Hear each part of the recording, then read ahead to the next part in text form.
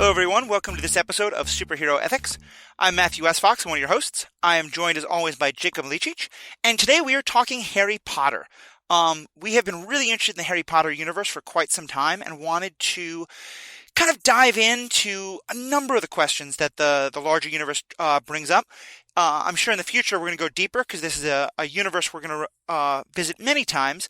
But today we're going to kind of do an overview and talk about some of the kind of general questions that I think have always been on our mind and been on the mind of a lot of our fans. And we are sending this out in particular to one of our younger fans who I know has been wanting us to do a superhero ethics episode, and this will be a completely PG rated episode, particularly so that younger fans can listen. So for any parents out there who have thought you like our show but don't really want to expose this to kids, this will be a PG episode.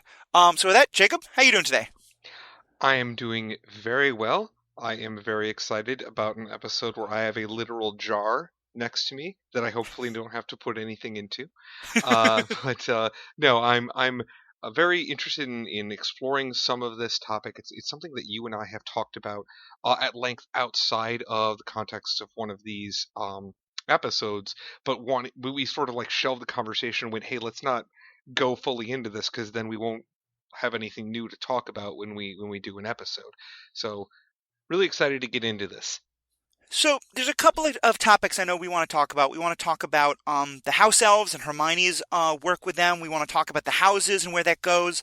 We're definitely going to talk about J.K. Rowling herself and some of the concerns that some people have about her, and a kind of a more general topic about how we relate to the work of artists where we may have concerns about the creator themselves. But let's start with the topic, Jacob, that I know you had mentioned, which is how people in the Harry Potter relate to the Muggle world, especially about this idea of secrecy. Yeah, so this is something that for me always in the early books, right? It always came across to me as sort of oh, that's cute and fun, and this is why, like, this is how we can accept that maybe this exists in our world. But as we kept going, the acts that the wizarding world takes in order to protect their level of secrecy and protect themselves from the Muggles learning about them, Hmm. especially given the some of the reasons, always struck me as really, really troubling. Right? It's Right. not something I was really on board with, and the big reason for that is this idea that it seemed to me that the agencies that they had, the different official agencies like the Muggle, what is it called, Muggle Affairs agencies and whatnot, when they were dealing with the non-wizards of the Yep. world, one of the things they apparently had license to do was just altering people's memories, changing things about their life or their brains in order to eliminate those experiences they had, which they could only have described as supernatural, and that just Right. it just always rubbed me the wrong way. Yeah, I definitely understand that concern. I think there's the way that it's handled, especially in the later books when there's that wonderful scene, a couple of scenes, I believe it's in book six. Yes, I know it is in book six, where we meet the Muggle Prime Minister, and that person has to deal with the Minister of Magic, and that scene was presented in a very funny way, but it also felt incredibly bullying from the Minister of Magic in terms of the way they were not really saying to the Muggle Prime Minister, hey, how do you best want to work together now that you know this new information? But really just saying, here's how it's going to work. Here's what you've got to do. You have to take this secret to your grave. Live with it. Yeah, right. And it's that kind of exactly to my point, right? It's that kind of sort of authoritarian sort of dictating how it's going to be from the wizarding world to the muggle world. It's very consistent that that's how they interact, right? And the premise behind it as well is supposed to be this whole like protecting wizards from what the muggles can do to them, which sort of like the reason why he's having to talk to the prime minister in book 6 is because there's a real threat to the muggle world now from the wizarding world. And so it's like the muggles can't effectively protect themselves because because the wizards need to protect themselves from the muggles. Again, I understand the argument. I've seen it in other forms of fiction where it's all like, well, if you know about the wizards, like we see it in Harry Dresden, where if normal people wizards learn about magic, then the nations will quickly jump to the nuclear option or to Salem witch trials or things like that. But really, it seems like the wizards hold all of the power, right? Right.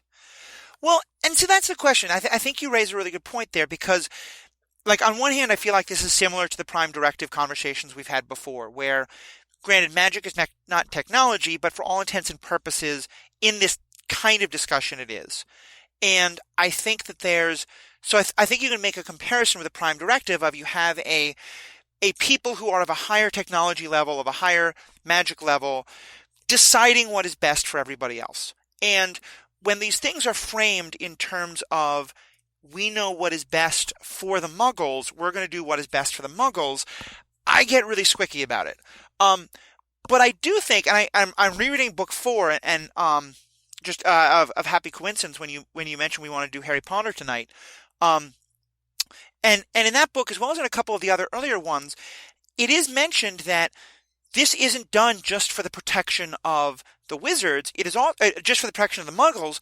It is very much done for the protection of the wizards because they came to realize that Muggle society would be very scared of wizards and would take violence against wizards, and that later Voldemort really tries to kind of inflame that passion and to remind people like we don't have to be scared; they should be scared of us.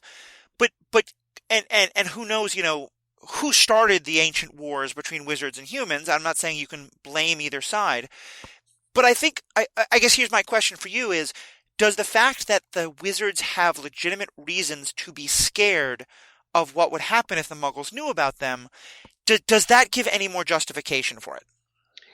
I think it's a great question, and it's one that I think, unfortunately, is strongly connected to a similar thing we're hearing in this day and age with respect to refugees. Not quite the same argument, but I feel like it's a similar line, where if you allow your fears about what someone might do or what people might do to inform how you treat them, then I feel like you've already lost, right? And I guess it's sort of my stance, and it's very broad, and it's not accepting for any nuance, which, yeah, okay, there may be situations where it is warranted to have this level of secrecy, right, or to not allow everybody necessarily to know that these things exist, because when people in aggregate get afraid of something, sort of the reverse of the argument, actually, right? If everybody suddenly knew that wizards existed, now they might treat every wizard as a walking lethal threat and respond accordingly. Right. But treating muggles as well, we can't let them know because of the possibility that they will react with violence, right, I think it's the same problem, right? Their concern is the very thing that they're doing to the Muggles, basically, or assuming of the Muggles. I think that's a good point, especially in terms of I like your refugee analysis example, especially because in both cases you have one group of people who see another group of people as a threat, in large part because of a sense of perceived inferiority by those people. One thing I think that the books remind us of, but also don't go too deep into, in some ways because they don't want us to hate the entire wizarding world, is reminding us that, well, yes, the Slytherins, and we're definitely going to talk about the houses, that the Slytherins are far more racist towards non-Muggles towards non-wizards than anyone else. But that on some level everybody is. Like, the Weasleys are really supposed to be very much outliers for just his Arthur Weasley's obsession with and love of the Muggle world. That's not just a non-Slytherin thing. That's most wizards look at him pretty weirdly. So I think that's a good point, because I was listening to this thinking, well, but they have good reason to be afraid. But you're right that a lot of that fear maybe comes from their own racism and their own perceptions of, what might happen. I guess it's a hard thing. It kind of reminds me a lot of the discussions about the telepaths from Babylon 5. Because as much as I think I understand that perspective, when I look at humanity today, I have I have trouble thinking that if all of a sudden we realized there were wizards and they did have this incredible power, and and here's kind of the problem of like once you keep a secret, it becomes harder and harder to not keep it because now you have to not only admit to the secret, but to having kept it secret for so long. Hmm. Like, if not only did we find out that there were wizards all this time, but also that the wizards had been mind wiping us and controlling us and doing all these things for hundreds of years, I would like to think there would be some peaceful way of that being resolved. I'm not sure that there would. Um, so I admit I'm really torn here because it's like every argument, is making a lot of sense because everything you just said made total sense to me. And then though, as I start to think about it more, I start to think, I, the wizards are acting out of so much fear, but I'm not sure that fear isn't justified. Right. Part of this is they made their bed, and I feel that they should then have to lie in it. Hmm. But you're right. You're not wrong. There's a little bit of sunk cost fallacy going into what you're saying, but there's also some legitimacy to what you were saying, right? Because there is this cost that they now have to eat if the wizarding world suddenly like had to decide, like flipping a switch, being all like, "Hey, here we are, everybody," and given, they are outnumbered. They make a very clear point of that they are outnumbered, and that they didn't really want to, suddenly bring on a war just because they have to admit a bunch of things that they've been doing over the years maybe weren't the best. Right. And it becomes even more of an issue uh, when you deal with the fact that you can have people who have wizarding talents that aren't born of wizards, right? Yeah. And so, like, you have this whole sort of like once you, at least the world as it is presented to us, is once you evidence that ability, you don't get to choose which world you are a part of, Mm. right? And that's something I have real trouble with. Unlike with the Psychor, where you technically do have a choice, they're just all bad choices. Yeah.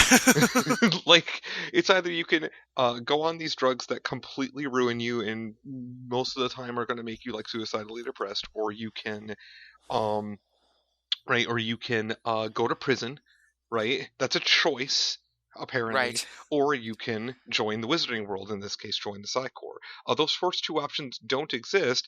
I'm not saying it's a bad thing that they don't exist, but you don't see uh the only things you hear about are the people who, don't who want to remain part of the Muggle world. They get like, they don't get access to a wand, they can't use their power, right? Right. Or they're still subject to the law enforcement of that world.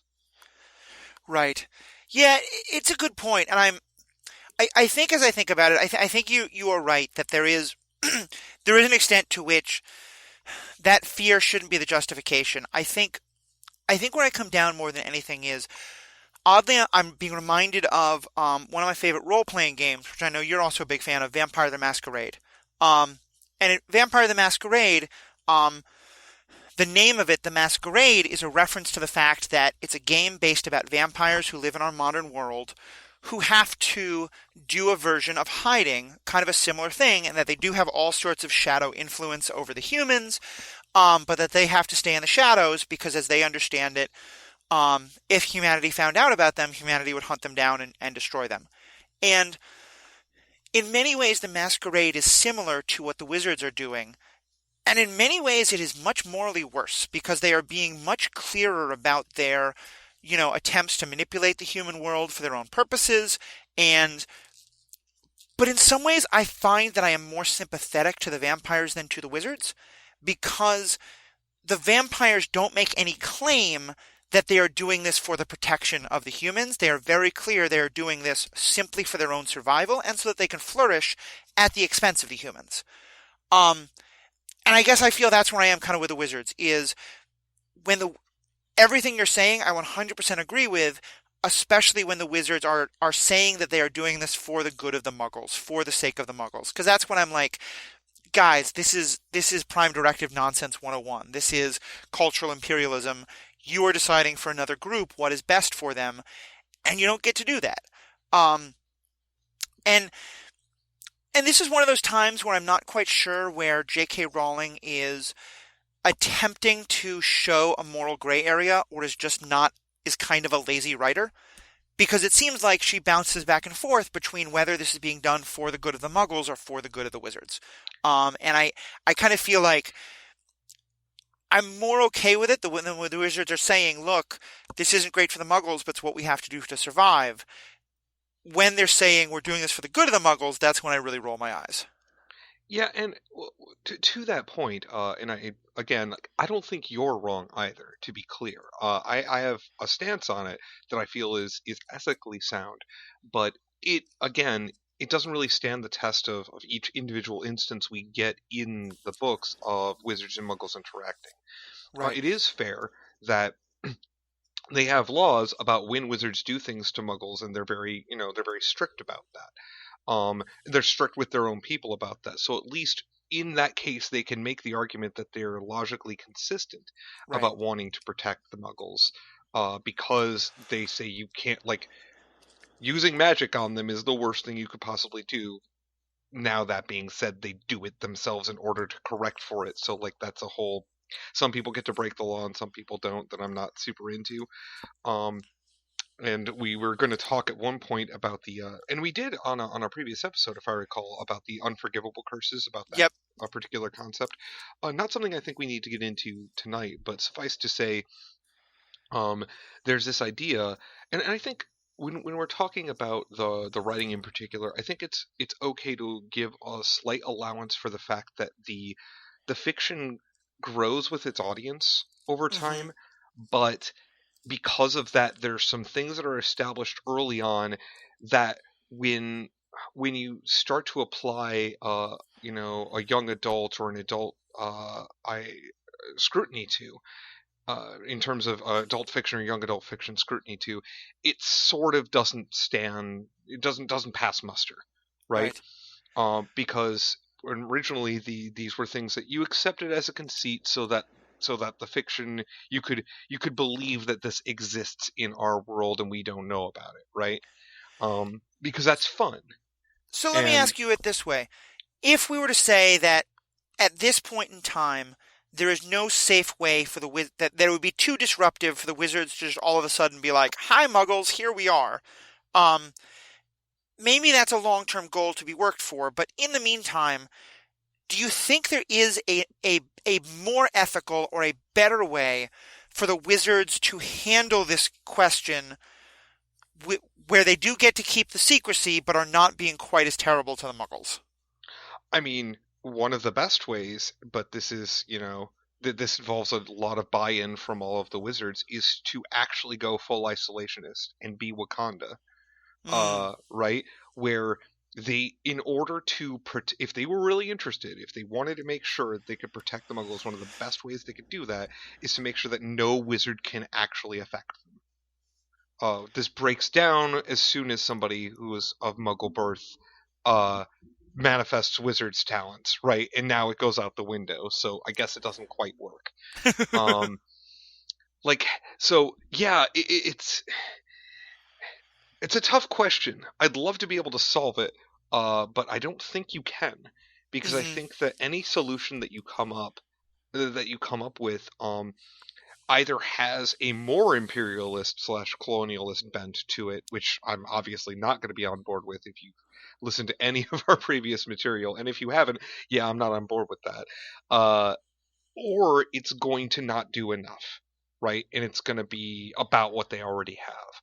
So I think it's a difficult problem to solve, and perhaps that's why what is in place there isn't always logically consistent, because it's trying to have like a big broad stroke solution that when you start to look at the day to day doesn't really work. Yeah, I think that's true. I do like the isolation idea, especially since they've established that things like Hogsmeade or like where the Quidditch World Cup was, that it's possible to use magic that so that the Muggles just never kind of stumble into those areas. Right. And taking my sort of magic and vampires idea from before, unlike vampires, wizards don't actually need humans for anything. Um, but you're right, then there is the whole concept of the Muggle born and how that all how that all happens. It's a good question, and I think it's one of many where I feel like I wish the books had been able to go a little deeper. But you're right, because so much of the world is established when they're being written for younger and younger audiences, and so they really have to paint with very broad brushes. Um, and I guess she, on some level, didn't want to undo things she had created when she got to the later books. Um, but it is one of those times where I feel like the author is telling us that the actions of the characters are noble when it really doesn't feel that way. Because I feel like, especially, I think more than anything, what concerns me is when one culture starts to look at another culture without any respect, starts to look at them as lesser than. And granted, I'm sure it is very difficult for wizards to look at Muggle society and not see them as less than. But um like even someone like Arthur Weasley, he loves Muggle society, he adores Muggle society, but he is incredibly patronizing towards Muggle society. Um, and his perspective almost seems like, you kind of, you think about like the awful stereotype of the American tourist who goes off to Africa or somewhere like that and says, oh, you wonderful people with your local customs, this is just so quaint. Like that, that's a person who loves that culture, but is also being incredibly racist. And maybe I'm wrong here, but that's kind of the feeling I get about Arthur Weasley. And yes, I don't disagree. Actually, I got a similar impression to you. I think it's a great point that you raise, and it's one that we can, like, if we really wanted to dig deep into this, we could look at where J.K. Rowling is from and the kinds of positions that that particular nation has taken over the years, and apply some, maybe not so pleasant analogies, right, Right. to this. It's, as we both said, it's a very imperialist way of looking at things, from someone who's ostensibly part of the British Empire. I mean, And let's be clear. And I'm sure you agree with this, but I wanted to make sure our fans know. I don't think either you or I is saying that if an American had written this, that it would somehow be free of imperialism and colonialism. no, not at all. um, Not at all. I'm just but saying that it is possibly more part of the tacit cultural zeitgeist, something that somebody might not even realize, yeah, right? no, Because we have that as Americans, right? There are certain things we take for granted as, and when we go and look at our own media and we go, man, why does everybody shoot everybody else in the face all the time? right.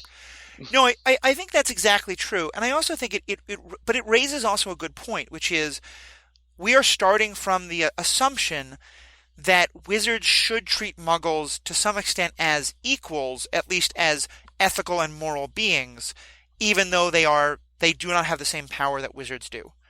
Um, is that a fair ethical starting point? Like, I, I think the answer to this is no, but I do want to at least explore it a bit. Like, is there? No, I mean, actually, even as I wonder, is this a question worth asking? I think there's no way to look at this without it just being rank racism of the worst kind, and so it's probably not even a question worth asking. Um, I mean, that was going to be my response, so I agree with you. yeah, But no, and but you can understand where they're coming from, right? It's just, it's wrong, but there's a logical progression that they're going off that just ends in a place where they're, I guess it's not self-aware enough, right? They're not self-aware enough. right, and I think it's fair to name that that's part of. I mean, one reason why these books are so popular is that in them, the characters get to look at the Muggle world and say, this world is stupid and terrible. I get to go live in a better one. And for a lot of the fans, one of the reasons why they love the books, myself included, is that we can say, this world is stupid. I want to go live in a better one. It's the all the people who said, why hasn't my owl come for me yet? I want to get out of the Muggle world and go to Hogwarts. Hmm. Um, Granted, Hogwarts seems like an incredibly dangerous place, but that's another story entirely. I Um, mean, unfortunately, both worlds have literal, actual Nazis still. yes, So, also true. Um, but yeah, but I guess my only point was to say that, like, I think when you are writing a fantasy world where one of the major conceits is that there is this better world that exists beyond the normal human one. I would hope that there's a way to do it in which your characters don't have an inherent patronizing and racism towards regular humans, but I don't know how you can do that. And or even better, I assume that there are some works that are doing it, and I would love it if any fans who know of some good ones could let me know, because I think that would be a really fascinating story to read, is one where it is taking place in a different culture, and a culture that is in many ways better than the normal human one, but doesn't necessarily have the racism and the looking down at everybody else. Yeah, I would love to see, like, there are better ones. I do think I mentioned it earlier, but the Harry Dresden series is better about it, I think. Um, it's written for an older audience, and the perspective character is sort of more on the side of the little guy. Um, Hmm. and so you get more of that perspective, and a lot of the times he's arguing with the more imperialist or what's the word I want to use? I guess racist wizards, because when you Right. get right down to it, that is what it's about. Um, but they're painting it with a different brush, but it's the same course. God, that metaphor got away from me really big. So, but yeah, Yeah, uh, and I will say it is one thing I think I that is worth commenting on is one thing I have sometimes seen in works like this is where the people in the more advanced society take the position of, well, we are all better than the normal people, but as long as you're one of us advanced people, we don't care what your gender or your human race or any of those things are. And so, kind of like the idea that sort of that human concepts of racism and things like that fall aside. Um, I do think it's worth noting that as we're talking about the racism of the anti-Muggle racism of the characters in the Harry Potter world, while I don't think this was intentional by J.K. Rowling, I do think it is very clear that there's a lot of actual regular world racism that happens. I mean, just the utter lack of characters of color, both in the books and the movies, and even especially in the movies, where in a couple cases, specifically of Lavender Brown, the character was recast from a black actress to a white actress when she became more important to the plot and became a love interest for Ron Weasley. Um, that's the most extreme example, but I definitely think there are others where you know J.K. Rowling again being I don't think she set out to say I want to write this book to show that only white people can be wizards, but certainly the world she creates seems to mirror the racism of the world that she lives in. right, and there are exceptions, right? Yeah, you have the Patel twins. You have there are definitely characters who are meant to be of a different race, Right. but it is true that our heroes are all Caucasian, and all British. Now, part of that is that it's a British school and they're all from that area. Uh, so some of that you can you can hand wave a little bit, but there are there's not no black people in Britain, right? There's not Yeah. no Modern Britain, with all the immigration that it has had, is certainly far more racially diverse than Hogwarts is. right. Yeah. Yes, and that's true. It's harder to say for sure in the books, because if you're not a principal character, you don't often get a description Right. that gives you any indication. Um, but the fact that if you look at the cast of named characters, you can pick out tokens of uh, different of non-white races, but you can't say, "Oh, look at all of these." Right? So, like Cho Chang, for example, Right. that's one that I can think of. That's an Asian character in the Harry Potter story, and I can't think of another one. There's probably another one that I'm forgetting about. Uh, Right.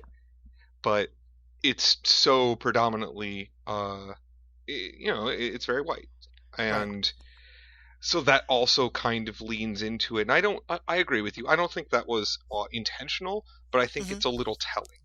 uh Now, I will say one thing on the positive side. Um, which is, and then I think we should probably move on to a topic very related to racism and these questions, which is the houses and the way the houses, particularly Slytherin, is discussed in the books.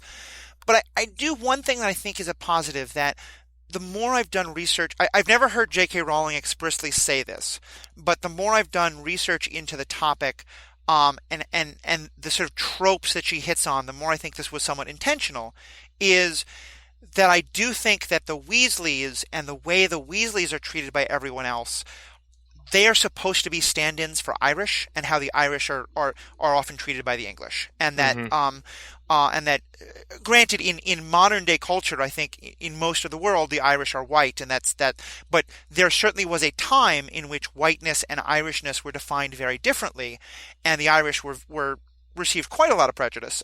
Not prejudice to the degree of black people or brown people by any means. That's not what I would say, but certainly a degree of prejudice. And there is a school of British literature which tries to talk about anti-Irish racism and why it's wrong.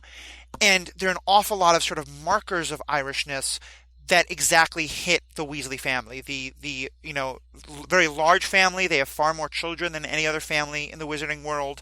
All of them having the bright red hair, the boisterousness. There's just a lot of things that to me read as very much kind of like markers of English perception of Irishness, and that the way that they are treated is very reminiscent of English racism towards the Irish. Absolutely.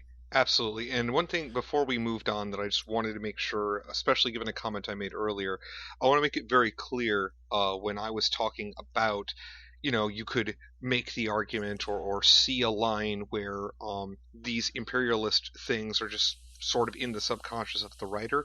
I'm not saying that is at all true, and I'm not saying that people from Great Britain are all, just inherently colonialist or anything like that. It's 100% not the point I was attempting to make. Right.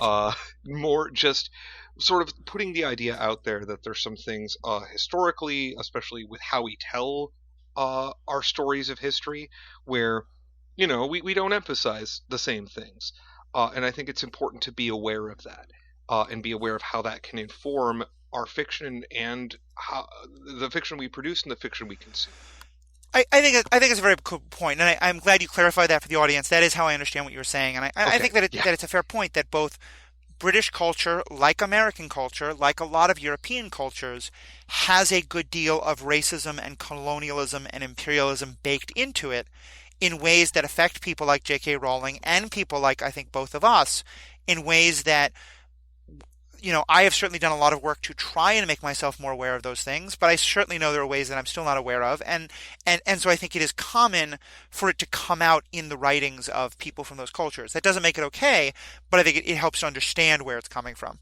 Absolutely. Yeah, that's exactly what I was trying to say. Thank you for articulating it better than I was in my incoherent ramblings.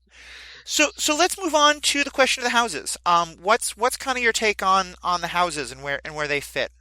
I mean, this is the part of the podcast where we both get up on our giant soapbox, right? And talk for a long time. No, we'll talk for a little bit, I think, about House Slytherin specifically. But generally speaking, the house system, it has some issues, I think. And some good things too. I'm not all opposed. Like there's this thing we like to do, right? Where we like to classify people and put them in boxes. Yeah. Like look at horoscopes, right? Or the Chinese zodiac, right? Or there's way more examples of it than those. This was just the ones that I'm thinking of right now. The European four elements system and how people for a while were identifying themselves or aspects of their personality with each one. Some still do, I think. Or when we're looking at other fiction, right, going back to Vampire the Masquerade, because I think that there's a lot of overlap between these two things. The clans within Vampire the Masquerade and how they were all like, we like to take a set of attributes or characteristics, and then sort of lump them together and say all of the people that are like this belong in this box, right? So that you can have a convenient shorthand when you're talking about a person. Um, and sometimes that is convenient and it doesn't have any problems. And sometimes 25% of the population of your school are apparently unabashed racists that we don't learn about until much later. And that is less okay, I think. Uh, Yeah, I think this gets to the heart of it, and I in a lot of ways I love the house system. I mean, I strongly identify with one particular house, and I will say that it's Slytherin, and that's something we're about to discuss because I'm about to talk about how I think this is the one part of her world that J.K. Rowling gets wrong, um, because clearly my identification for Slytherin has nothing to do with the racism. I think the way that J.K. Rowling writes it feel this to me is the biggest flaw in her writing. And it raises ethical questions because it comes down to how do you view the houses? Because on the one hand, there is the perception she can write. The one way to look at it is that the four houses reference four different characteristics, all of which can be good or can be evil. Ambition is not by any means by definition evil. Cunning is not by any means by definition evil. Um, Whereas at the same time, like bravery or attempting to always be a hero can very much be evil at certain times. And so on the one hand, to create the world that she did made a lot of sense. To then say that one particular house has a high propensity for wizards to go towards the evil again makes sense, especially when she talks about that the particular evil that she brings up is one that a lot of Slytherins are drawn to. Okay, I can again be there with her and understand what she means. My problem is that on the one hand, she writes it in a way that seems to imply that it is still only that while most dark wizards are Slytherin, most Slytherins are not dark wizards, and that there are an awful lot of Slytherins who can be perfectly respectable beings. And on some level, for the rest of her world to make sense, it has to be that. Because if all Slytherins were always going to be dark wizards and terrible racists, then everyone just tolerating them existing in the world makes no sense at all. But then she she shows us one Professor Slughorn, who is not evil and not quite as racist, but still pretty much an awful person in many, many ways. And beyond him, every single other Slytherin we meet is pretty much a Death Eater or a Death Eater sympathizer. And it's where I think it bothers me the most because she had this opportunity to really create an idea of that different moral perspectives can all be either good or evil, and then she completely threw that away to just make Slytherins the bad guys. and I think, like, 100%, like, exactly the points I was going to make, up to and including Slughorn being the closest we have to a character, to the sympathetic Slytherin. And even then, like, he's a coward, and he's incredibly selfish, right? We have flaws in some of our other heroes, but they don't go to that extreme. Even Right. Snape, I would argue, is a Slytherin that's not really portrayed as much of one of the good guys as Slughorn, and neither one of them are somebody that I'm really like thinking, okay, there's an example of somebody from this house who, you know, I might not agree with everything that they say or do, but they're clearly on the right side of things and they clearly don't have these terrible ideas about Right. people. And the fact that, like, all it would have taken was when Harry was setting up his secret society to practice defense against the dark arts because their defense against the dark arts teacher was terrible and wasn't telling them anything they needed to know, was to have, like, one, just one member of House Slytherin as part of that group who was like, yeah, I don't understand all of this. I'm with you. Like, I know a bunch of my house is crappy to you, Harry, but, like, this is not okay, and I want to learn. And we Yeah. didn't get that. And, like, maybe there just wasn't room for it, but I think it's because we got so many characters from so many of the other houses. I feel a little burned as somebody who mostly does identify as a Slytherin from the perspective that she originally set the house up as Right. people who are driven by ambition and by the desire to do good things or to do great things. Right. It would have been really nice to have that, or to have, especially to have the character who, to some extent, was willing to, added something to the planning, or was willing to be a little more cunning, or a little, a little bit more shady, maybe about how they did things, but for a good goal, and helped the group, the Dumbledore's army in that way. Um, Especially because what I also would have liked was to see, um, it's funny when I look at the houses today. Um, and you ask me which is the one that has the more potential to be a kind of problematic person, honestly, I'm going to say Gryffindor. Because when I look at the damage that is done in this world, I see an awful lot of it coming from what I think of as the White Knights. The people who are so desperate to save somebody that they need to keep someone else oppressed so that they can rescue them, or that they need to find a person who doesn't really need to be rescued and rescue them. And we're going to get into that a little bit with the House Elves question. But I see an awful lot of damage being done in our own world by Gryffindors, and certainly a huge amount by Slytherins as well. Don't get, and by Ravenclaws and by even Hufflepuffs. Um, but but to have it be so that every Slytherin we meet is a villain, and every good guy we meet is a Gryffindor, seems really problematic. Um, Especially because one thing I took note of is there are a lot of characters in the book. One thing that I like about the J.K. Rowling's book quite a lot is that there are different levels of antagonists, and that there are the Death Eaters, who are very clearly just truly awful, evil people. But then there are people like, Professor Umbridge, who is almost as bad, and then very quickly becomes very happy to be part of, Voldemort's world. And then maybe a level down from that, you have someone like Cornelius Fudge, who is not a Death Eater by any means, but is certainly so desperate to keep his conceit and keep his belief that there are no Death Eaters, that he does some truly horrible things and allows Professor Umbridge to do even more horrible things. We never learn what houses they are, and there's a part of me that really wanted to know, because I guess Umbridge is probably Slytherin, but I'm pretty but I sure don't think Fudge I is don't think Fudge would Hufflepuff. be. Say again? Pretty sure Fudge is Hufflepuff. Yeah. Fudge to me is Hufflepuff, and I think that would be really nice to name, to see that some other characters from other houses, because Hufflepuffs I think overall are great. Like Hufflepuffs are the nice ones, the friendliest ones, the ones who just want to eat snacks in the kitchen and welcome everybody, but that even that can have a bad side. I think could have been a really good thing to explore. Right. Especially since, and the reason why I'm naming Fudge as a Hufflepuff is that his to your point, one of the things he does is sort of try to stick his fingers in the ear and ignore in his ears and ignore a problem because it makes the world too hard for him to deal with. And I'm not saying that that's a Hufflepuff thing to do. I'm just saying that I feel like a Gryffindor would engage with that head on.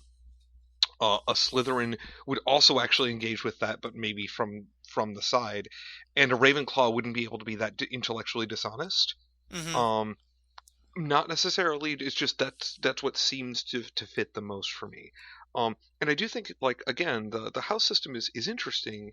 Uh, Sort of to your point of how we get some of these characters that we can sort of slot into these other into where we think they would fall, and they each have an ideology that you can see a oh there's this is something that can form a really good hero, a really good one of the good guys, or could form a problem. And I would have liked to have seen people from the other houses who turned out to be more problematic, right? Right. Just to give us more of an even-handed story where it's not, if you're a pure blood wizard born to one of the noble families, you have a just much greater likelihood of being a horrible human being. Um, I mean, then the more I think about it, there is a cultural argument to be made there where, well, you're the one who's most likely to be raised with this set of ideas, Right. right? Whereas, but there are plenty of pure blood wizards who get sorted into the other houses, so it's not. Yeah, I don't know. Well, and I think, and this is, I kind of mentioned this, but I think it's a point worth dwelling on further. One of the reasons that I have to believe that there are lots of good Slytherins and morally gray Slytherins, and then both good and bad and morally gray, that's both, but good, bad, and morally gray people of all the rest of the houses as well, is that if it doesn't, then J.K. Rowling's entire world is ethically completely bankrupt. Because you're right that the Malfoys are Nazis. Let's be honest about Hmm. that. The Malfoys are very clearly like, they make no bones about their complete racism towards not only Muggles but to the Muggle-born and things like that. And there's some perception that you're not supposed to say it in polite society, but that everybody thinks it and feels it. And yes, granted, in some ways that is an analogy to our own society in which, for a long time, there were a lot more racists than we like to think, but they just weren't allowed to say it in polite society, and now Trump has given them that permission. Um, but it still feels like, and so in that regard, like there actually is a way in which J.K. Rowling's writing really does mirror our world, and I respect that. But it's one thing, to me, there still has to be the perception that not all of them are by definition going to be dark wizards. Because if that's the case, if you know that just like 1/4 of your population is always just waiting for the next person to arise, at which point they're going to try and kill all the rest of you and certainly mass murder all the Muggles, you cannot have a moral society in which that continues and in which the Slytherins are considered to be just one more acceptable house to be um at Hogwarts. Right. Absolutely. Like there's literally no reason for given the fiction that we get, there's literally no reason for students who get sorted into House Slytherin to not be immediately expelled. And like we're not going to teach you because you apparently have all of the markers of an unabashed racist. And apparently people can't change. Which is another thing that I massively dislike about the house system, about the sorting system, because it like groups you with a bunch of like-minded people, Yeah. right? Which makes you less likely to actually develop and grow and become more accepting of other ways of interacting or going about things. And so putting all of the Slytherins in one place actually makes it a higher probability that you form this cabal, right? Come Yeah, on. and it that's one of the areas where I feel like what she was trying to do as a writer and what she was trying to do as a world builder conflict. Hmm. Because I think you could make a very strong argument that Hermione is Ravenclaw and that Ron is Slytherin. Um, or that Ron is Hufflepuff. And no, he's Slytherin. Um, but but because of the way she sets up the world in which most of the socializing happens in the dorms of the school, you couldn't tell the story the same way. Um, Hmm. and I think it's one of both. Like if Hogwarts was a real place, I would say this is an ethical flaw of Hogwarts, is that it it silos the people of these different groups so much that and that their only primary way of interacting with each other is rivalry, that you never have any way to, like, if the whole concept is that these four different types of people should balance each other out, they never get a chance to because the world is set up in a way that they're completely siloed from each other. Yeah, there should have been like the common areas should have been like the dorms you could have the actual dorm rooms you could have be separated, but the common area should be a common area, right? Where everybody could interact in order to Right. make that make sense, other than just having it being the dining hall when you're in classes or between classes. Like it creates this more insular environment, and sure, it makes it easier to tell some of the aspects of the story, right? So maybe it was a conceit that we had to have, but it does make it such that and I'm not even sure I 100% agree that Hermione should have been Ravenclaw, but part of the telling of the story was that you end up getting sorted in some ways because of where where your priorities are, Right. right? And while Hermione is very well educated, right, even before they get started, and continues to remain top of her class, um, the point I think was supposed to be that she was bolder, or like absent anything else was willing to be bold, and part of that is not being afraid to show off her knowledge. Right. No, and I think that's a good point. And I like I said, it's not that I think that it's wrong that she's Gryffindor, but that you could make a very good argument that she could be Absolutely. also Ravenclaw. Um, Absolutely. and in some ways, again, like, and the book kind of makes a reference to that because in many ways Harry is very Slytherin, and Hmm. I like that from the very start Harry comes very close to being Slytherin. Um, and I will say this is we've talked in the past. We've sort of did it in a episode on it. We haven't fully done an episode on fan fiction. I want us to dive more into it at some point. But one thing that I really like about fan fiction is that fan fiction can sometimes, it can headcanon and it can fix the things in a world that you think the author got wrong.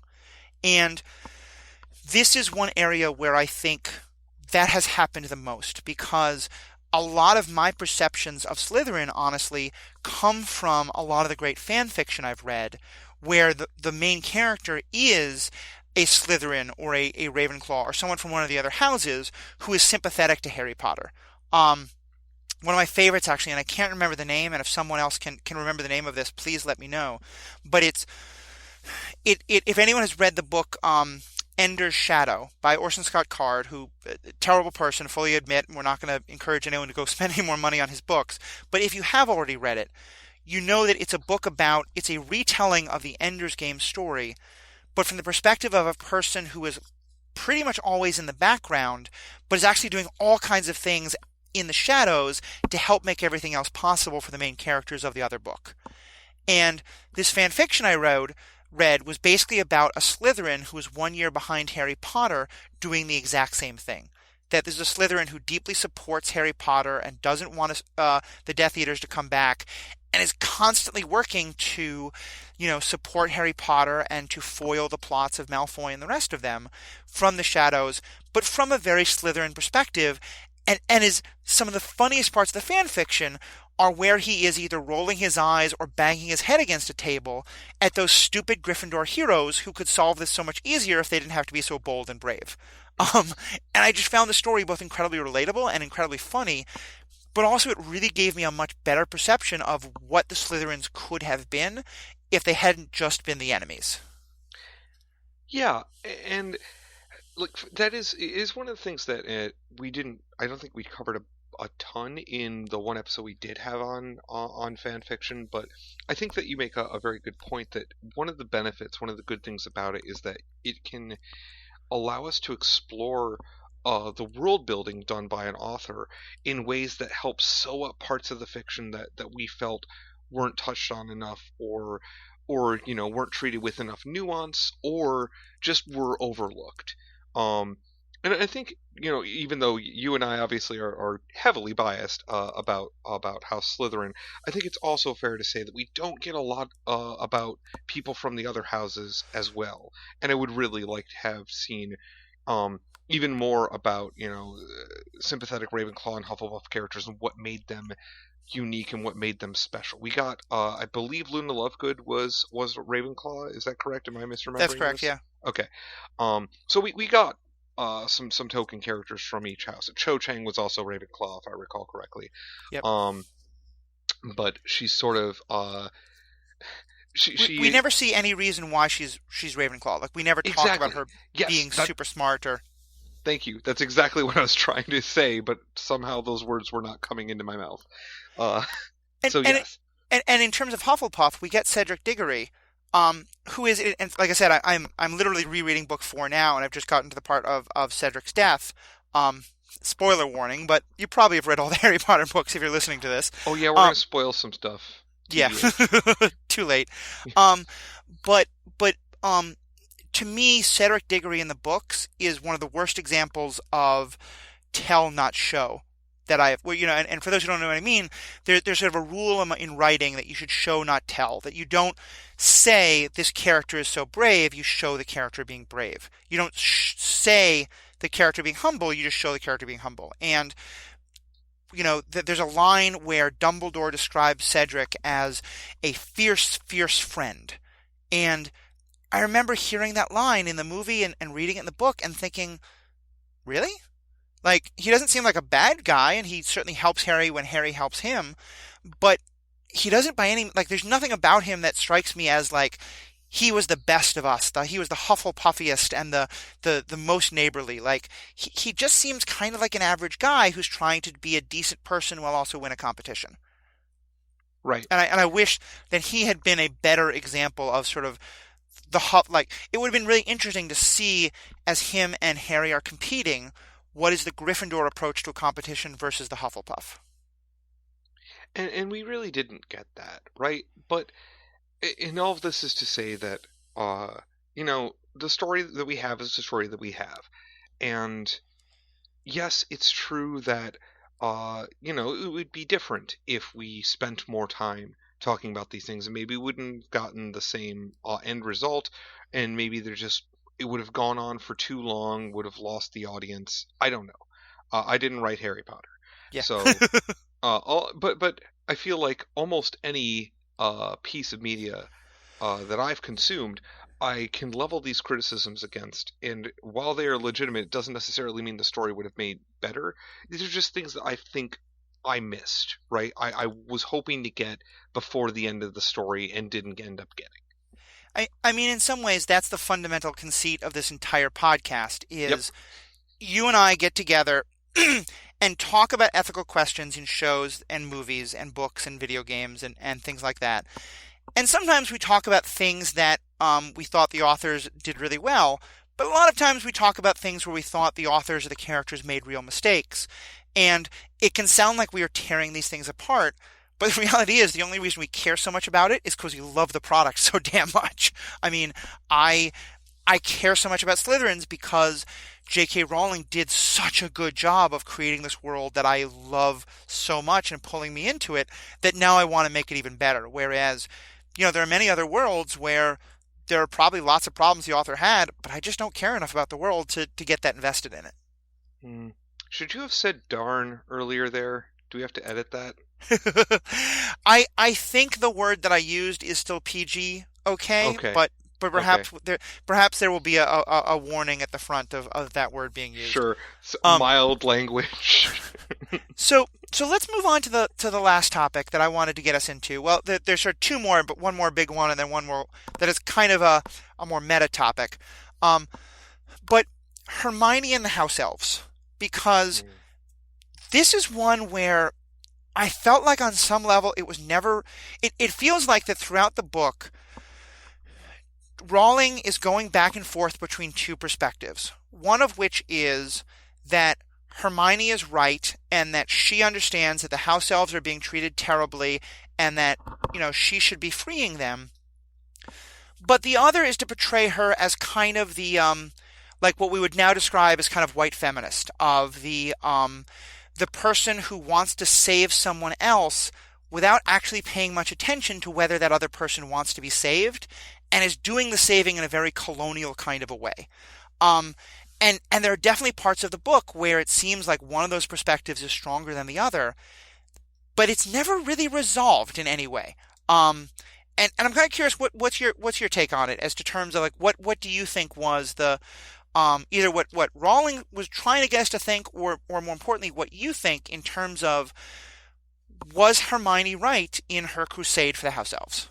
Well, first off, great introduction into this, and I especially like how you point out that the way that Hermione engages with what she perceives to be the problem with the house elves and how they're treated and how they're interacting with the wizarding world is very colonialist. Is very I know better. I don't, not paying any words or attention to that a culture might be different, and that their approach to things might be different, or they might not derive joy from the same things that you do, right?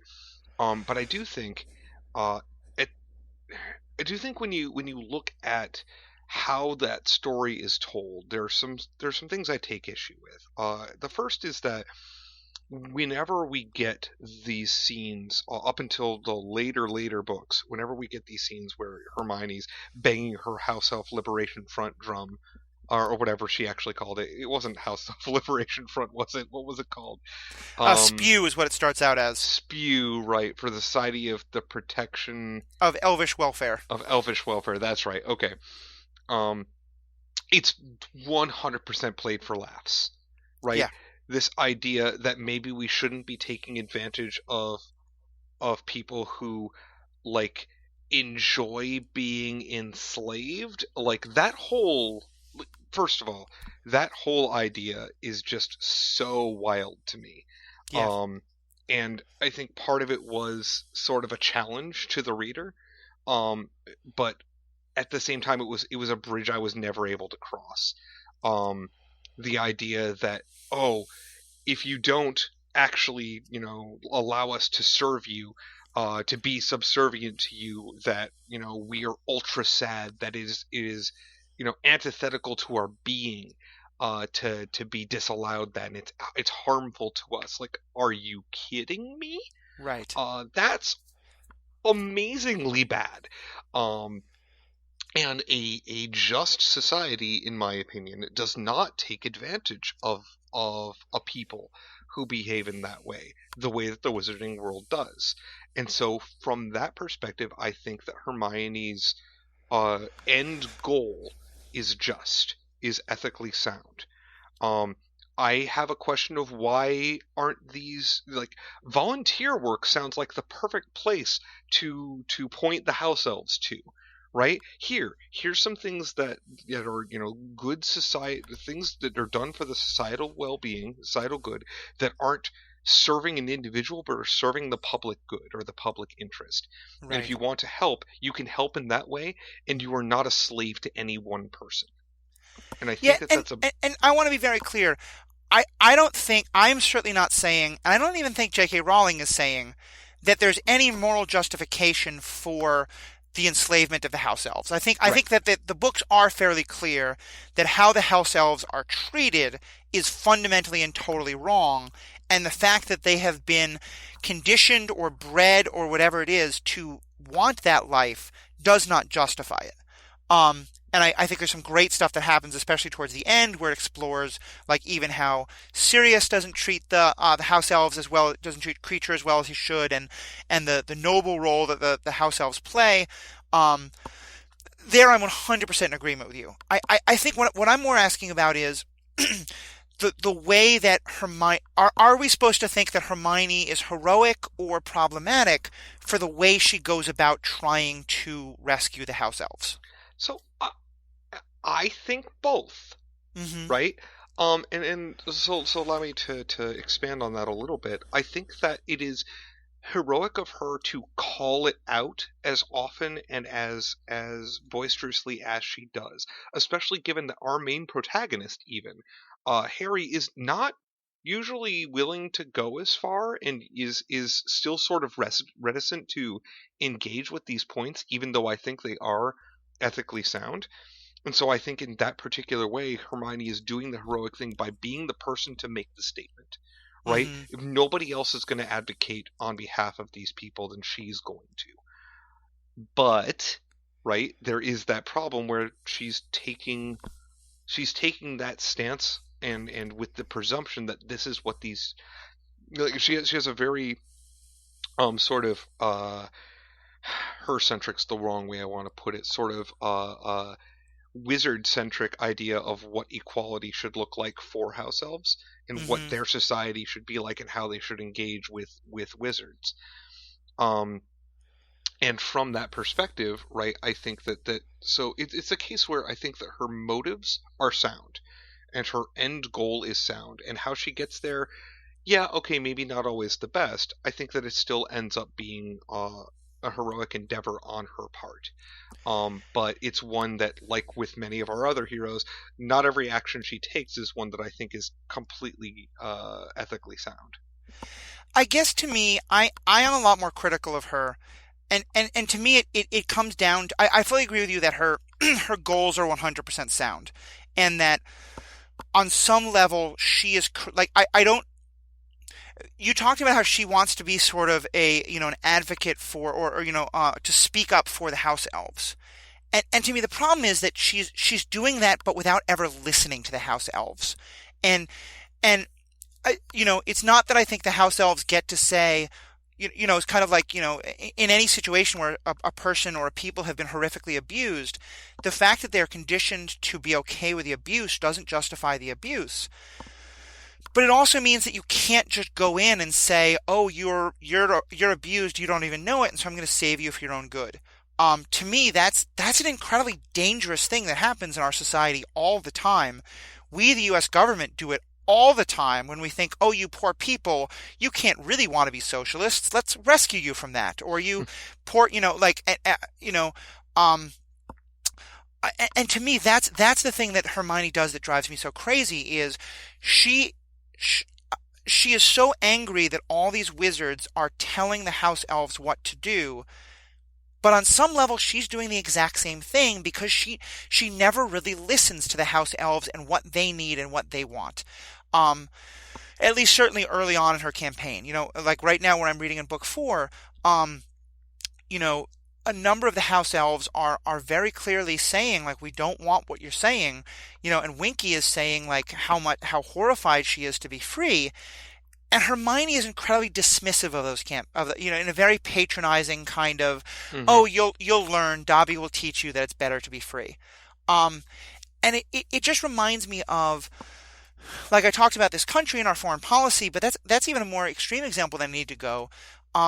For me, as someone who worked in the nonprofit sector for a long time, it's something that you see all the time, especially from white, more affluent activists who think they know best for more marginalized people and think they can advocate on behalf of people without ever really listening to their voices themselves. Right, and I think you're right there that's the biggest problem with Hermione's approach is that she spends so much of the early time not really paying attention or listening to what the House Elves actually want. Right. And that is a huge problem, right? So, and I think you said, and I think we're in agreement that her stance, what she wants out of this, is sound, right? The goal makes sense, but the approach here, if I recall correctly, it has been a while since I've since even my second read through of the books. So I feel like I remember her stance getting more accepting and trying to find more of an idea of understanding what the House Elves want, which I think tells kind of a better story in that, when you're younger, it's harder to be accepting of other ideas, and it makes it such that, like, as you grow and learn, that's something that you can work on as yourself and be better at. Right. But I definitely 100% her approach at the start is a very much we're going to fix the problem. And it's very consistent with her character to see a problem and then immediately go, this is how we're going to fix it. Form a plan and enact a plan, and kind of not pay it. It's a very Gryffindor thing. Kind of not pay attention to other sources of input that might inform what you do with that plan. I think that's a very good way of putting it. I've 2 rereads is cute. I think I'm on about 6 or 7 at this point. They're very much one of my comfort book reading. But my memory, it's been about a year since I last read books 6 and 7. Well, I would say I read book 7 quite recently, and in that one, I feel like by then she has a much more evolved position towards the House Elves. But by then she's not with most of the House Elves, so she can apply that position to Kreacher and apply that position to Dobby, but she's not at Hogwarts anymore. She can't deal with most of the House Elves. But I do think you're right, especially in how she relates to Kreacher, especially even the sympathy that she's willing to have for him, even when he is being so horrible to her, that shows where she grows into. Book 6, I think they kind of dropped the topic a little bit. I don't remember her doing too much. Book 5 is where I remember her, what is to me the peak moment of, like, bad colonialist trying to save people, which is where she is basically trying to force the House Elves to pick up clothes without them realizing it.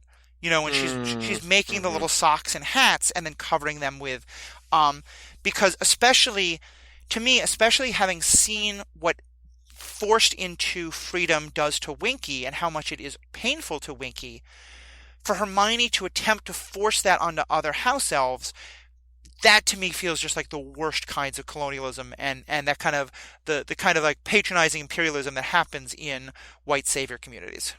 Yep. And it's a case where so each of this is actually one of the things I really like about the Harry Potter books is that each of our principal heroes, that those three, um, has these moments where they're clearly not at their best.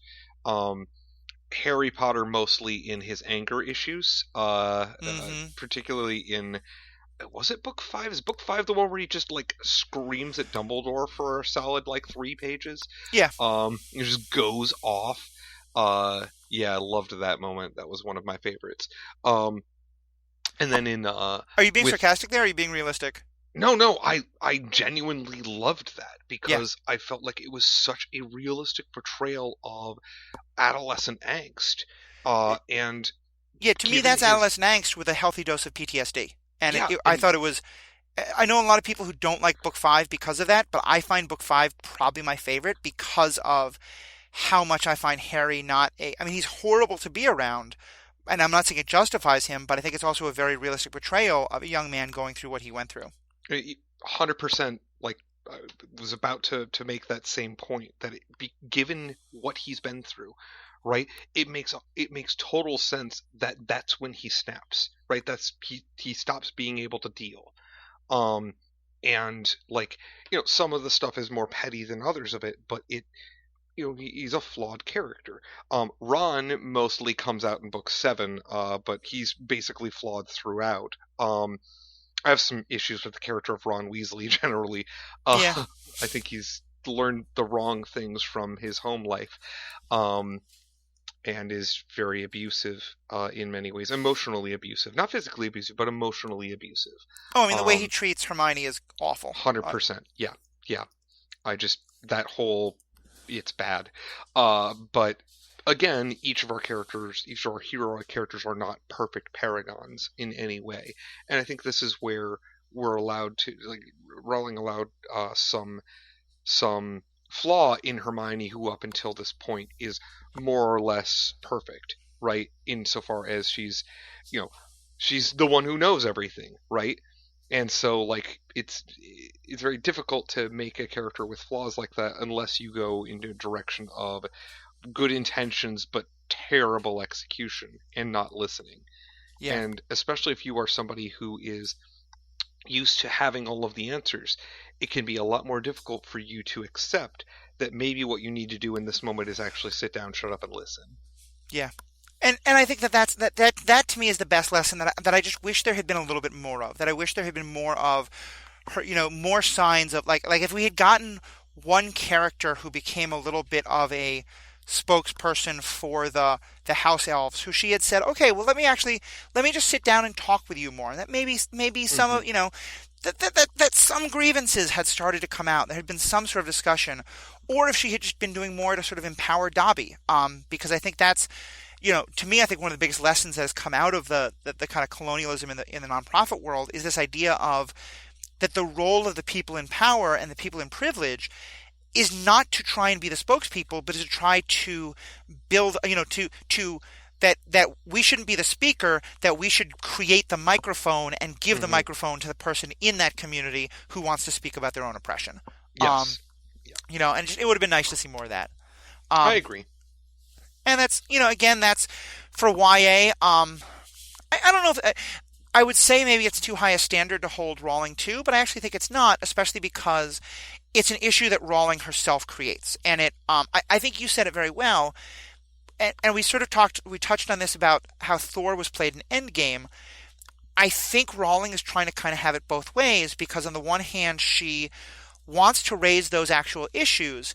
And in some ways, having the House Elves push back against Hermione, I really liked because it did kind of point out that Hermione was being a little bit too much of a white knight. But then she also just played it for laughs instead of talking about it as a serious thing, and that I just thought was a little bit not great. Yeah, I agree. I don't have much more to say on this particular topic. If we wanted to, we're approaching an hour.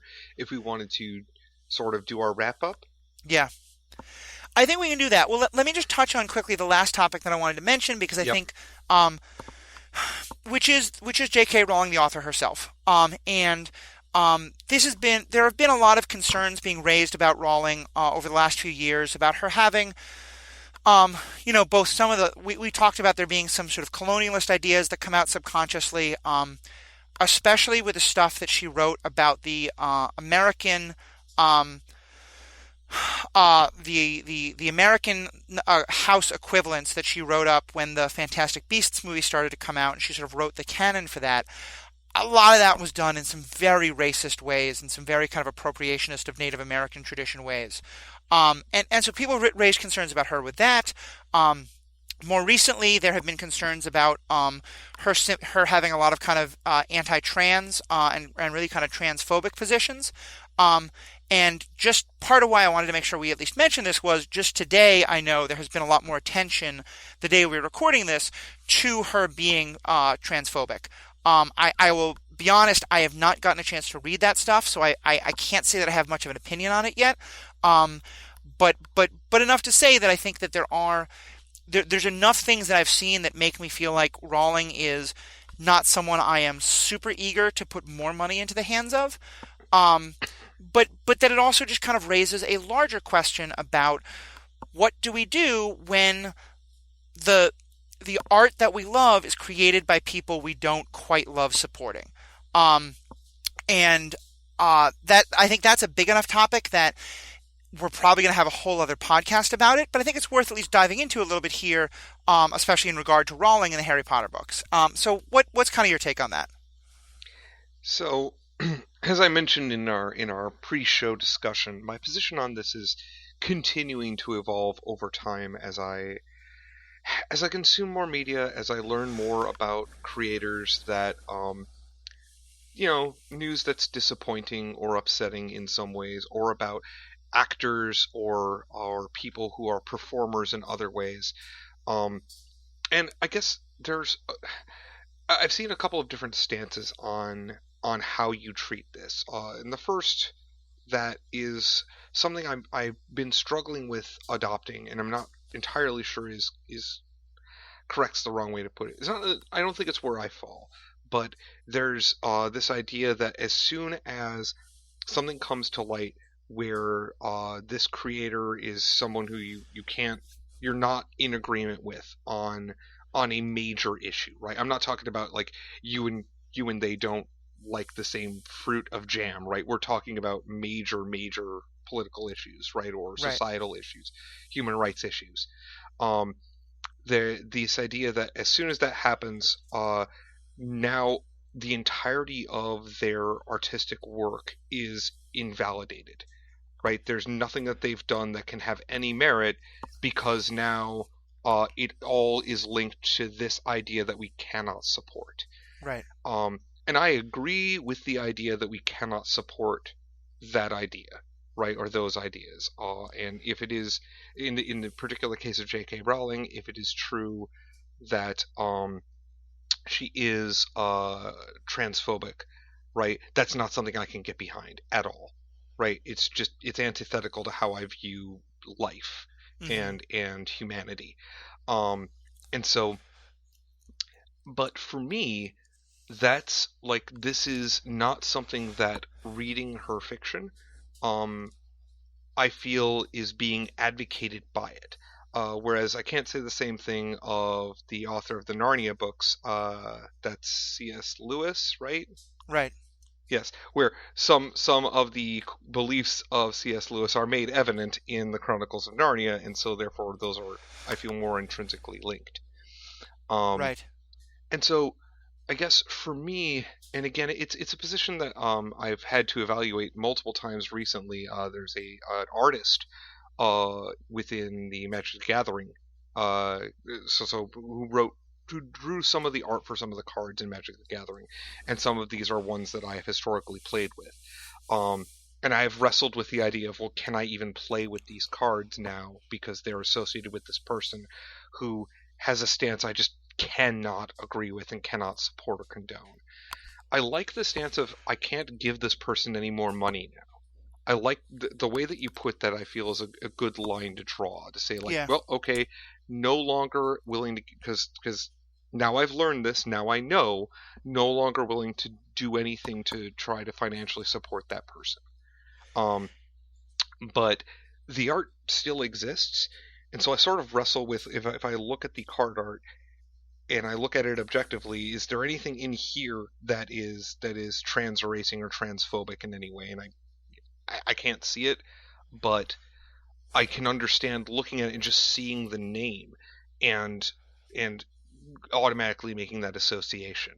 Yeah. So I guess what I'm saying is that I'm still I still don't know what the right ethical decision to make here is, and I think it's worth talking about, and I think it's something we should have an entire podcast discussing.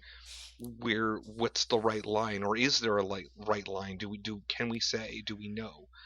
Yeah, and Um, I think I really like the line that you drew about how much does it affect the art? Because to me, like, I'll give you this example. Like, Orson Scott Card, I mentioned before. I've come to understand that he is a really, a very right wing, deeply homophobic, deeply xenophobic person, and in a lot of his later books, that attitude comes out in ways that make the books pretty much unreadable. But I still think Ender's Game is a fantastic book. Um, I don't want to put any more money in his pocket, and so if I want to introduce a new friend to Ender's Game, I'm going to try and find a used copy of it. Um, but I don't think that, because I don't think that the things that I know about the author change my love of some of the author's writings. Because the things that the author believes don't necessarily, at least if they do come out in the book, they're much more subtle. Um, to give a counterexample, Bill Cosby, the entire Cosby Show is built around the image of Bill Cosby and thus Mr. Huxtable being this incredibly loving, safe family man who is just this like perfect picture of affable middle class black, happiness and wonderfulness. And so much of what we learned about Bill Cosby is the exact opposite of any of that the idea of him being the safe father figure has so been completely destroyed that I used to find the Cosby Show very funny. I don't know if I could anymore, and I don't want to try because I just have no inclination to watch that show anymore because I don't know if I could divorce those two. right. Um, and I think that's kind of in the same way I think it applies to J.K. Rowling. The Harry Potter books, they have a lot of these problems we're talking about, and the more I come to see those problems, yeah, they lessen my enjoyment of the books, but they are still books I love.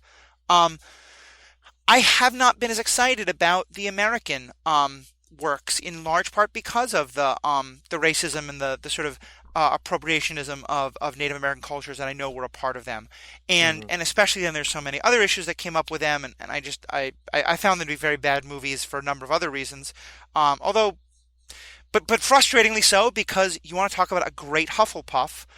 We get that in the lead character in those movies. So, and a great example of non-toxic masculinity. So it's a much more complicated issue, and I think I feel like, as you said, this is an issue that I'm still learning about, that I want to learn a lot more about her views, and that it may get me to a point where I feel like I just, and not may get me to a point. I feel like I'm pretty close already to a point of saying I don't want to put any more money in J.K. Rowling's pocket, um, and um, does that mean though that I will stop being able to enjoy the books? No, not really.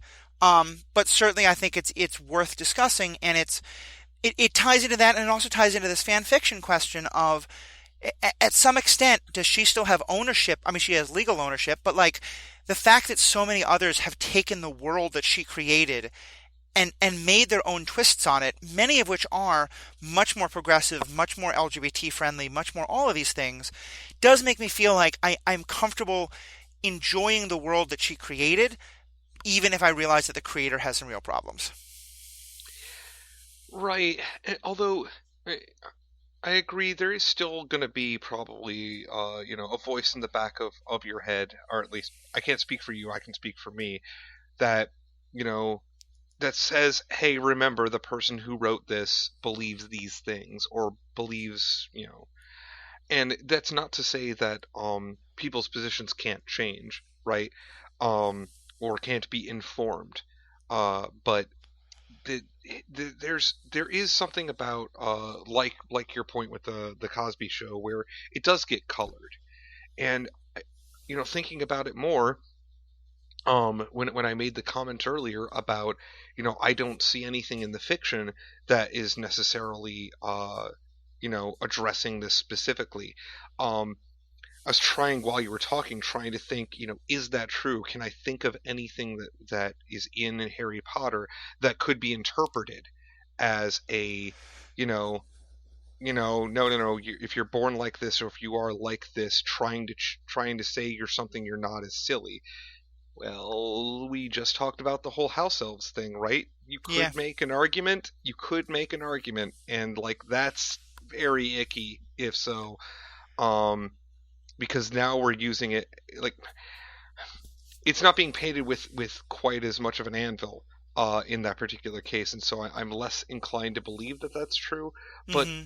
as with a lot of things in art, there's a way to interpret it that does lead to that conclusion, and so now I guess I'm unwilling to say that I am 100% correct in saying yeah, there's nothing in Harry Potter that um, is itself transphobic, but like I think I didn't remember reading anything in there that you wouldn't have to go a couple of layers deep to find. I Um, mean, certainly I feel like, and I think you're kind of getting at this, and especially what you said about wanting to learn more. You and I, as two mostly cis-identifying people, are probably not going to be the best judges of that. Um, Absolutely. and I think to me that's one of the biggest things I want to learn more is I really would love to hear from, if trans folk, do speak up and point out some things that I didn't see in the books, but that where there was a lot of, transphobia or other issues happening in the books. Yeah, that I am, I am very open to my perspective changing a lot. Great.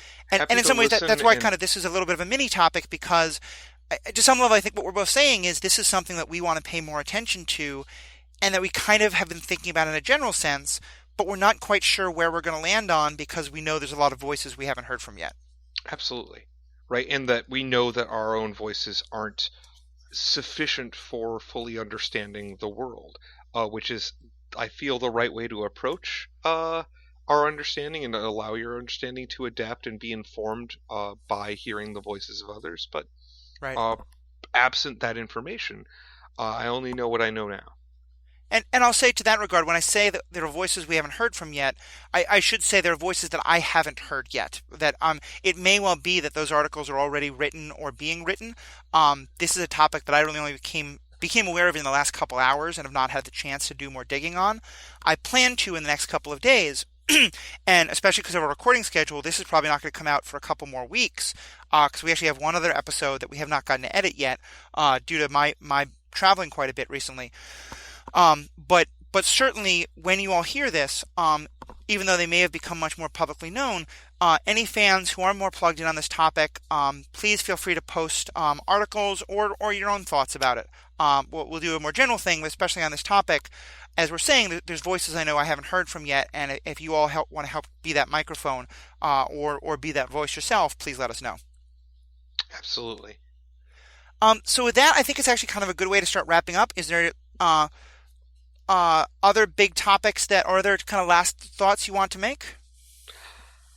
I think we've mostly covered. Again, like we could probably kvetch for a much longer period of time about House Slytherin specifically, but I think that that's not really a conversation that needs to happen in a recording. Um, Hmm. but it definitely one in a car between the two of us, where we're just ranting. Um, it's fun, and at the end, I almost did it. We have a catchphrase that I've been intentionally trying to avoid, and I think Matthew has been as well. It's an When a unintentional 24-hour catchphrase. period comes to its conclusion. Yep. Yes. Well, and Matthew challenged us with a thing that I am going to do the next time I hear him do it, and I'm sure he's going to do it with me. Where we're going to finish the Les Mis lyric. Uh, but yes, when you get down to it, I think we've got reasonable coverage of the topic, and I think we've talked our listeners' ears off enough for this particular session. So I'm ready to go in with the big old thank yous and happy to engage with anybody who has thoughts, ideas, things where they thought we got our analysis of how the houses were portrayed completely wrong. I'm always happy to have people tell me I'm wrong. That Yep. might say more about me as a person than I would like. But, or things you agree with too. Like that's cool too. Just happy to hear and listen to people who want to engage with these things as much as we do. Absolutely. We got some great feedback on the Endgame episode, and there's some great discussions that got started that I really appreciated. And just to kind of let you know, so we have a Facebook group called Superhero Ethics. You can, unfortunately, the way groups work, I can't just make it open. You have to ask to join, but anyone who asks, I will have you join. If you start posting terrible things, we may ask you to leave, but, everyone is welcome to start. But I say everyone is welcome. If you're a Nazi, please don't come into the group. But if you're a Nazi, you're probably not listening to this podcast to begin with. And if you are, I don't really understand why. Although maybe we're converting you. Anyway, I'm going way too far on that tangent. Point is, Facebook group and Facebook page, both under the name Superhero Ethics. Please join them. You can also email us at Superhero Ethics. You can send posts to us on Facebook. You can tweet at us. The general Twitter is Superhero Ethics, and then each of us also have our own Twitter. I am Caped Ethicist, and Jacob, you are? Bots are people too. R is the letter R. The rest are the real words. Yep. And it can sometimes be hard to understand exactly how to type what we're saying, but the links to both of those will be in the show notes, as will be the links to all the other things I mentioned. So thank you guys very much for taking part. Also, by the time this airs, my other podcast that I have started that came about in large part due to Jacob getting me to watch the Orville and getting me to fall in love with the Orville and talk about the Orville. I will now be doing a podcast with Matthew Carroll of the Marvel Cinematic Universe called the Orville Cinematic Universe, or the Orville Universe. I forget exactly what we described it as. But you can find, if you search for Orville Universe podcast, it is the Orville Universe podcast. If you search for that on Facebook, you'll find it. There will also be a link to it in the show notes for this. Please listen to that as well. We're going to have a lot of ethical discussions about the Orville, but also just, fan out about what a fun show it is and how much like Star Trek it is and how much we wish there was less Seth MacFarlane humor in it. So please, thank you guys so much for being a fan of this podcast. Check that one out as well. Contact us in any of the ways we discussed, and have a great day.